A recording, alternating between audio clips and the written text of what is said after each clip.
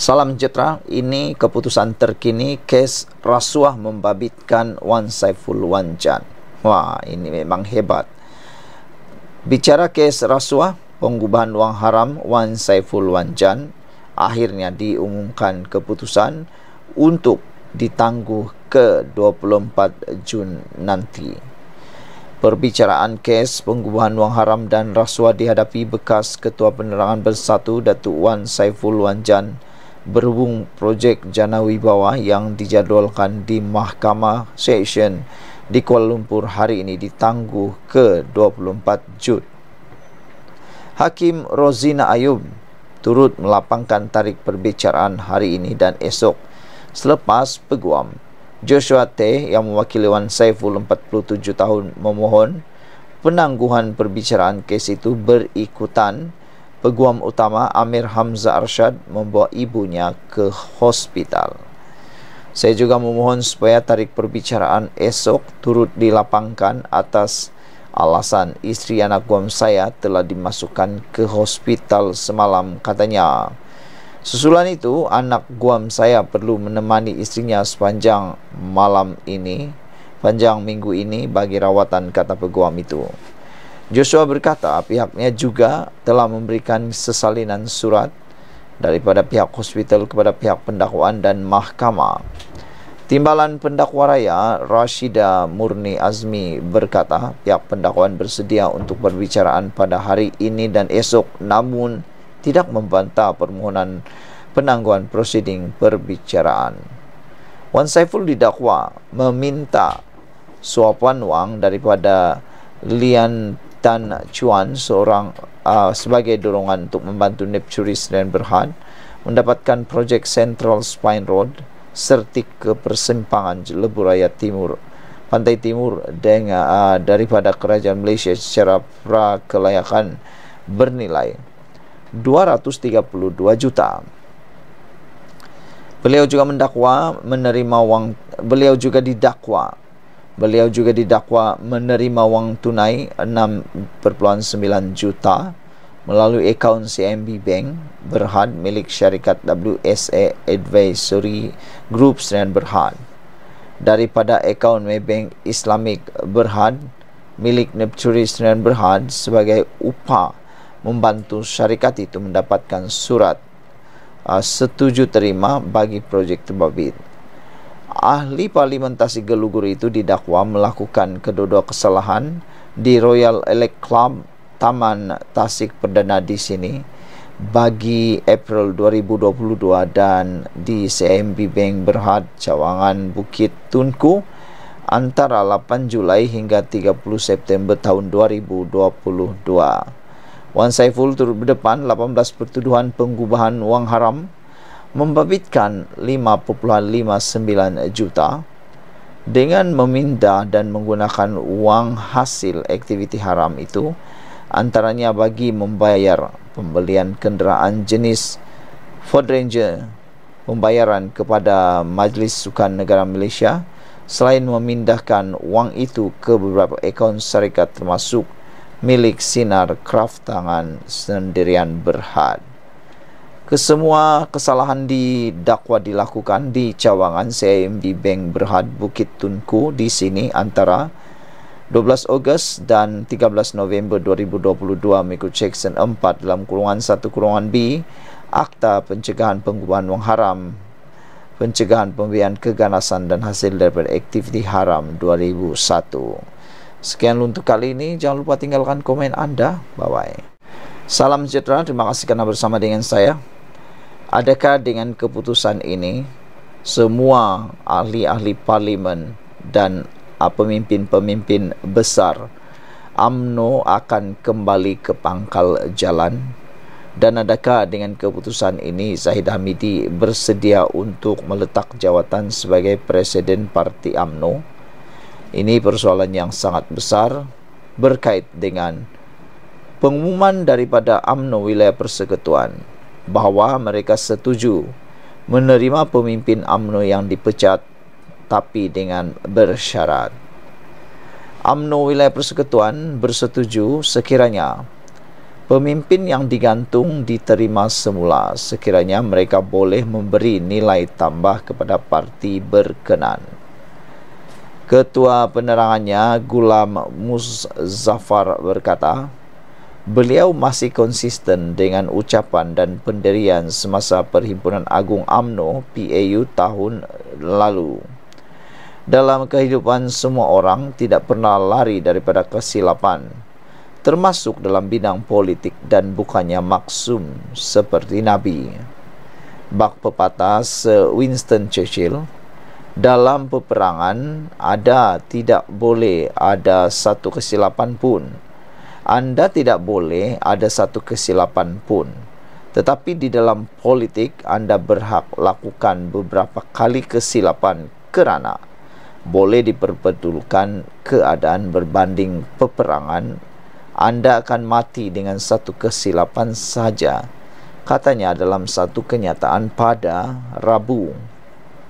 Menurut beliau, penerimaan pemimpin yang digantung itu penting bagi menjaga keharmonian, kestabilan dan perpaduan yang kini dirasai di bawah kepimpinan Presiden UMNO Datuk Seri Dr. Ahmad Zahid Hamidi bagi mengukuhkan kedudukan parti dalam menghadapi pilihan raya umum ke-16.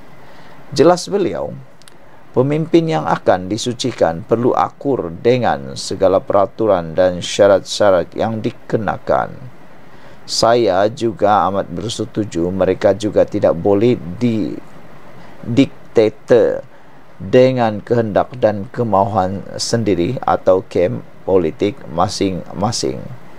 Berikan kuasa penuh kepada Presiden, Biro Politik Parti, ahli MKT dan bahagian tertentu dalam isu atau masalah permohonan pemimpin yang ingin kembali ke pangkuan UMNO dan bergerak secara aktif semula, kata beliau lagi. Bagaimanapun, Gulam berkata pemimpin yang dipecat mestilah bermusahabat diri dan bertaubat nasuha. Pemimpin yang masih mencecah, membebel, balun dan kutuk tentang parti UMNO dan haters Presiden UMNO Datuk Seri Dr. Ahmad Zahid Hamidi, biarkan mereka ibarat siluncai dengan labu-labunya, kata beliau. Beliau berkata ramai pihak meminta pandangan mengenai cadangan untuk memberi peluang semula kepada beberapa bekas pemimpin yang telah dicabar dan digantung untuk diterima semula dalam UMNO. Soalan yang ditujukan membuatkan saya berada dalam keadaan dilema dan pasti membangkitkan polemik berpanjangan. Sebab isu ini secara terus melibatkan bahagian dan personaliti tertentu yang sudah tentu tidak selesa bila dia diberi peluang untuk diterima semula. Jelas beliau, Gulam memberitahu sentimen pemilihan parti lalu dan pengkhianatan masih mengimbau di pemikiran dan hati masing-masing. Ramai akan terguris dan berkecil hati, mungkin ada yang setuju atau tidak dengan pandangan saya ini, tetapi kenyataan saya lebih bersifat party first, tambah beliau lagi. Justru katanya semua pihak perlu akur bahawa politik adalah mainan angka. Jika dengan kemasukan pemimpin tertentu dapat menambah angka, ia patut dipertimbangkan. Begitu juga dengan sebaliknya. Apapun, angka politik bukan hanya untuk populerkan diri sendiri, sama ada bagi rakyat atau ahli, tetapi hanya dan demi parti yang kita sayangi, katanya lagi. Apapun, saya percaya kebijaksanaan Presiden UMNO dan kepimpinan tertinggi parti berupaya menyelesaikan polemik dan kemelut ini, dan saya akur dengan apa juga keputusan pucuk pimpinan, kata beliau lagi. Pada Jumaat lalu, bekas ahli MKT UMNO Datuk Seri Tajuddin Abdul Rahman mendedahkan bahawa beliau sudah menghantar 3 kali surat rayuan terhadap penggantungan keahliannya, namun sehingga kini masih dipandang sepi. Sebelum ini, media melaporkan beberapa pemimpin UMNO telah digantung dan dipecat. Antaranya adalah Tajuddin, bekas Ketua Penerangan, Sahrir Hamdan, bekas Naib Presiden, dan Datuk Seri Hisamuddin Hussein. Sekian untuk kali ini. Jangan lupa tinggalkan komen anda. Kita jumpa lagi. Bye-bye. Salam sejahtera. Ini satu pendedahan dalam kes Najib yang tak pernah kita dengar. SRC Internasional macam jabatan kerajaan. Bekas pengarah beritahu mahkamah. Bekas pengarah SRC Internasional Senin Berhad, Suboh Yasin berkata, syarikat itu beroperasi seperti jabatan kerajaan di bawah bekas Perdana Menteri Najib Razak. Bekas pengarah SRC Internasional Sendirian Berhad memberitahu Mahkamah Tinggi pada pendengaran saman sivil 1MDB terhadap Najib Razak bahawa syarikat itu dikendalikan seperti jabatan kerajaan.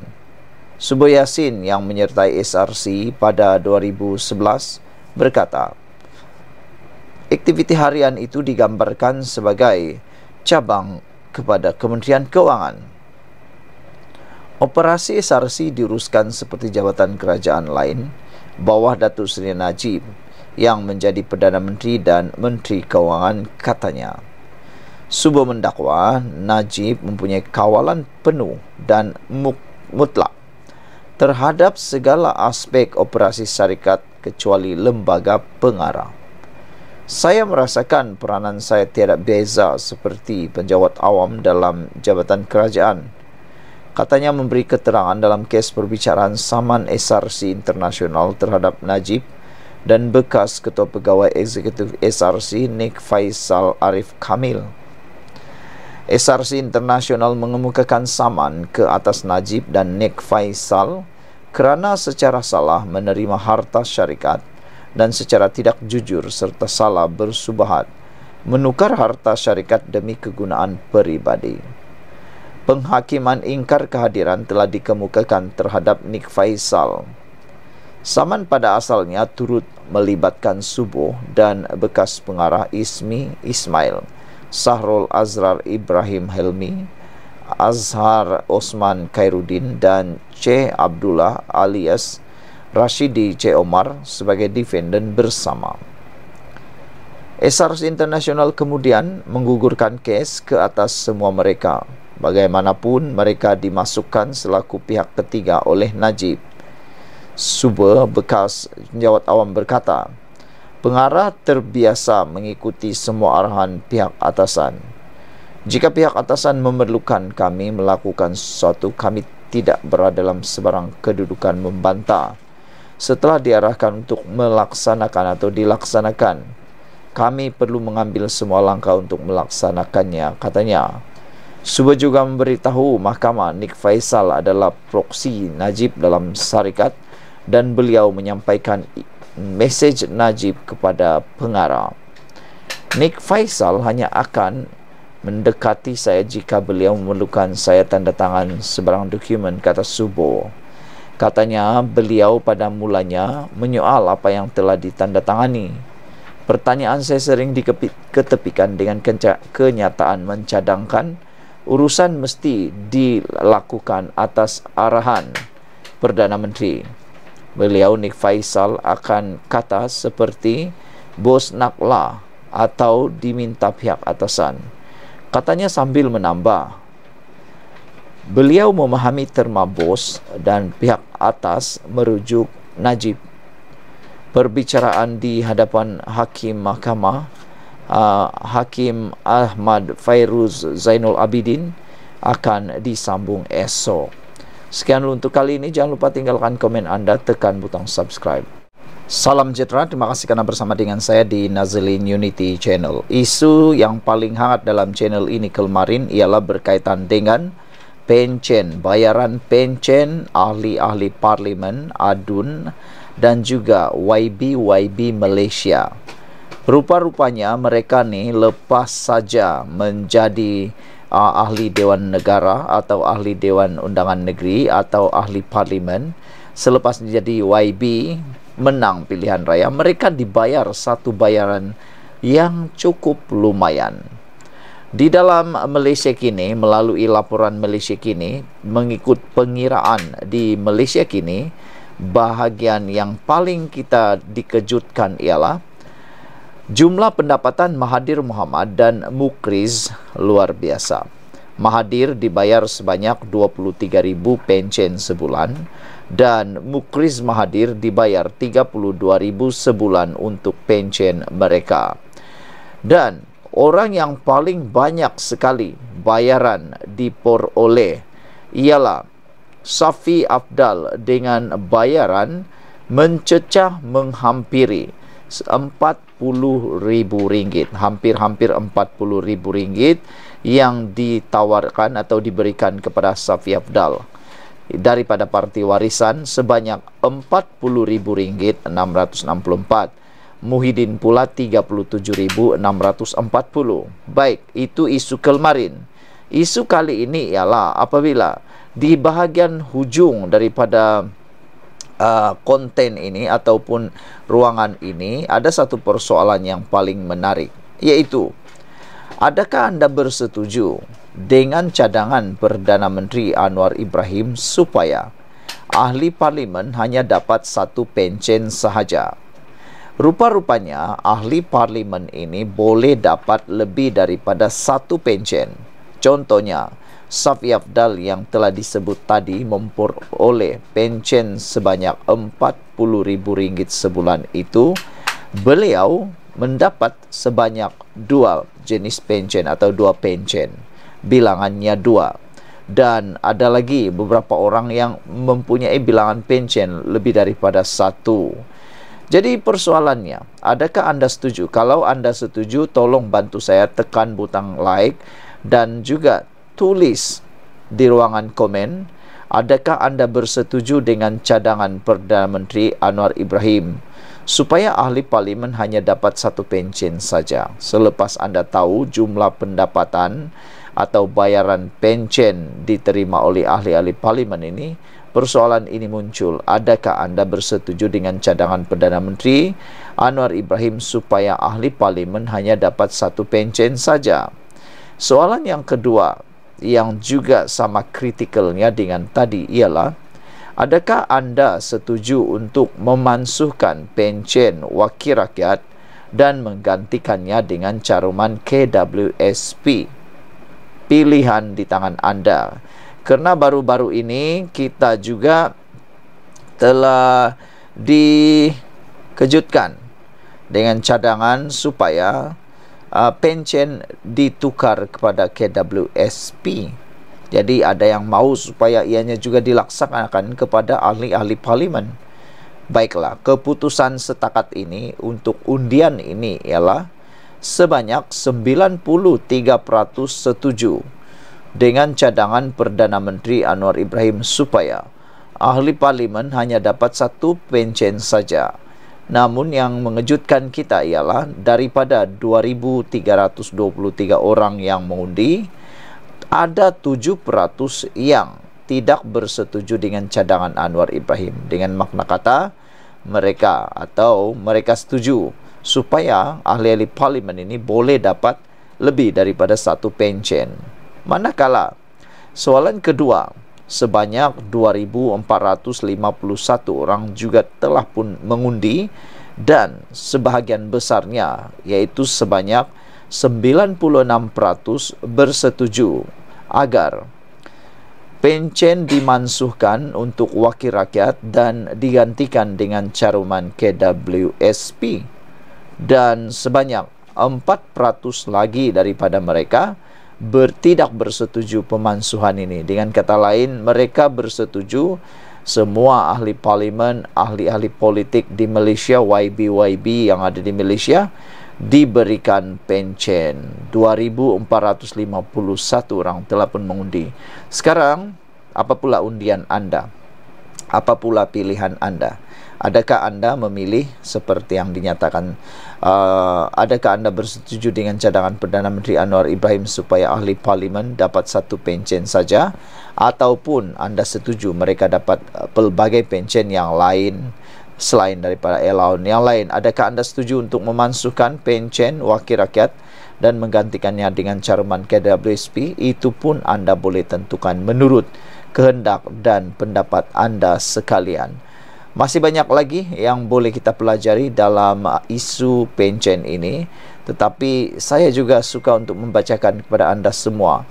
Ini ialah top 10 bayaran pension yang paling banyak sekali diterima di Malaysia. Safi Afdal di tangga yang pertama dengan RM40,664 sebulan dengan bilangan pension sebanyak 2. Idris Jusso daripada Barisan Nasional Parti UMNO dengan bilangan pension sebanyak 2 dan menerima sebanyak RM39.082 sebulan.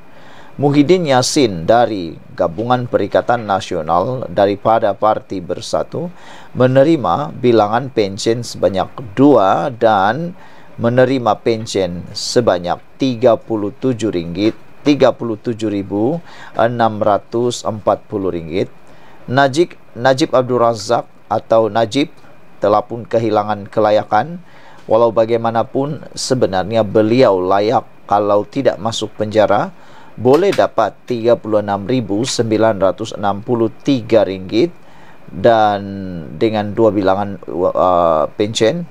Yang mengejutkan kita ialah di tangga yang kelima ialah Azmin Ali dari Perikatan Nasional daripada Parti Bersatu dengan bilangan pension sebanyak 2 dan bernilai RM36.707 sebulan. Jeffrey Kitingan dari GRS dan daripada Parti STA layak dibayar sebanyak bilangan pension 2 dan jumlah pension RM36.285.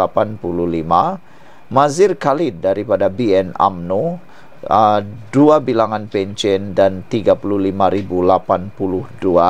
Sahidan Kasim pula daripada PN Parti PAS sebanyak bilangan 2 pension dibayar RM34.082 dan Aziza Muhammad Dun GRS dengan 2 bilangan pension dan berjumlah RM33.109 dan di tangga yang ke-10 Johari Abdul dari PHPKR sebanyak 2 bilangan pension dan RM32.707 sebulan.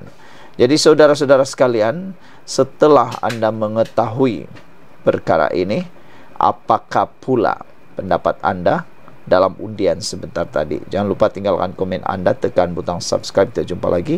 Bye-bye.